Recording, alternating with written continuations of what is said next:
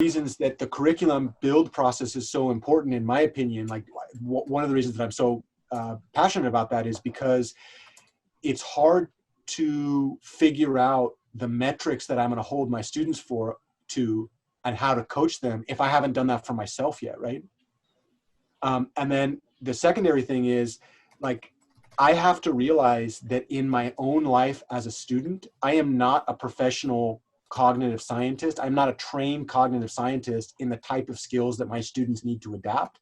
And yet I am building assessments that assume that they have those skills. And so what that means is I have a huge weakness in my ability to serve my students.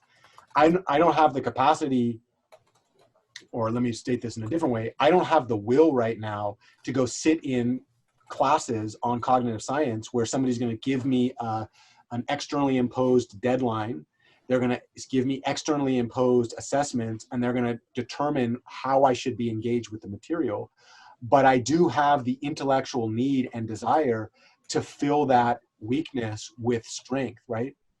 And so the curriculum process, when we're thinking about the build process, we're not, there is, I agree with you, like I've said this multiple times, that learning how to make your own curriculum, you're building an asset. But over and over and over again, the thing that I say is, for myself, the asset is not so that I can like steal money from other people to make myself rich, right? The asset is so that I can save myself time 10 years in advance. So like I can be way more effective 10 years from now than I am today. And the way that I think about that is, if I want to do this for my students today, currently I have to do one off. So I have to be in the same room in the same place, and I have to say it out loud, because that's the only forum through which I can share this information. I don't have asynchronous mechanisms for sharing this unless I tell the students, hey, please go read these 90 books that I've read in the last 10 years. And when you're done, come talk with me, right? So like the curriculum process, the reason that I would build curriculum are those two. One, being able to train myself as a way is empathizing with my students. Two, being able to train myself to become a professional thinker, or a well-trained thinker. Because literally, think about how many courses you would have to take to finish those books, right? Like that's the equivalent of like a bachelor's degree at least. And every single one of those books, one of the ways that I chose those books is that they have to be on the cutting edge of research. And so from that standpoint, it's more like a master's or PhD, which means that you have these simultaneously tracks. You have the content track, but then you also have the metacognitive track, right? So the other part of the curriculum process is creating a space with which all people involved in the project are on the same page. And let me ask you this, we're only 3 people. How hard have you noticed it is for all of us to be in the same page? It's fucking hard, right? This is a legitimate challenge. We're not, and we're underpaid and overworked in the sense like we're still doing this in our moonlight hours. But that's the other part of this. When we create a curriculum, it is on top of that curriculum that then we can build experiences in. And so part of this is a practice in patience, is a practice in grit, in the sense that like, I don't agree that curriculum is the thing that drives change. I actually disagree with that completely. What is most important is what the students are actually fucking doing. like that, bar none. Like that's the thing that changes. Like if a student changes their activities, that leads to learning. And you don't need curriculum to do that. But the challenges of the school system are that we're going to have 40 people connected across space and time in a learning experience, and all 40 of those people, we have to find ways to converge. And so what curriculum does is it's the platform upon which we can build the experiences, right? And then from so then there's the entry point of the teacher, which are the first 2 points, and then there's the entry point of the student.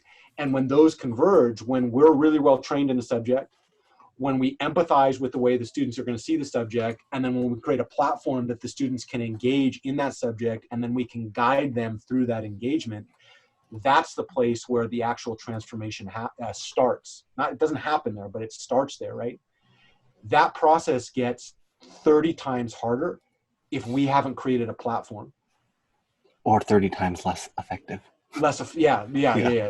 That's that's a better way to say it, right?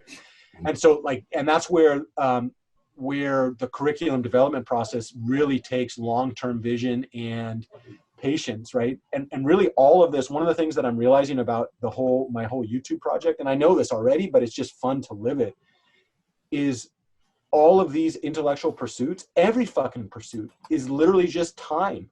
Like it's just fucking time. Like if you have enough time and the will, I mean, you have to not get bored, right? But if we're super engaged and we do it for years and years and years on end, like it's literally just having the fucking time to do it. Right. And so from that standpoint, like what I would say, this is why I haven't been like Henry. I think you're a lot more courageous, I would call you, right? In the sense that like you see the war and you run right to the front line, right? like that's fucking awesome, right? But then you got this old like battle hardened like let the young ones go get shot, and like all the while just like real slow. And sometimes like this last few weeks has been hard for me, but that the process of building the curriculum is actually a fundamental component. And so like from that standpoint, I would say that's where patience comes in, and that's where the vision, that's where learning how to think in multi-year long projects or decade-long projects it actually releases. It feels like it's a failure in the sense that like I would ask, do you both see the injustice that I see? You feel it, right? Mm-hmm. Doesn't it piss you off? Mm-hmm. Wouldn't you like that to change immediately? And that's what happens, right?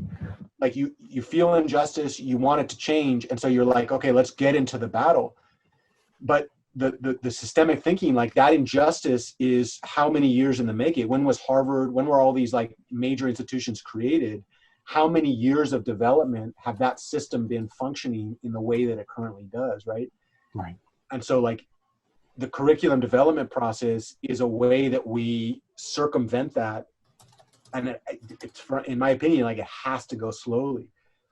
And so like, I get what you're saying in the sense of like, it feels selfish and it feels like it's not making any progress. And I fucking agree with you. When I'm thinking about the injustices that people in my classes are currently facing, and I'm thinking about what I could do for them if only this was already done, yes, like we should be implementing that immediately. But in trying to circumvent the build process, I end up it ends up replacing one bad thing for the ability not to be able to serve them in the way that I think they should be, right? Mm-hmm.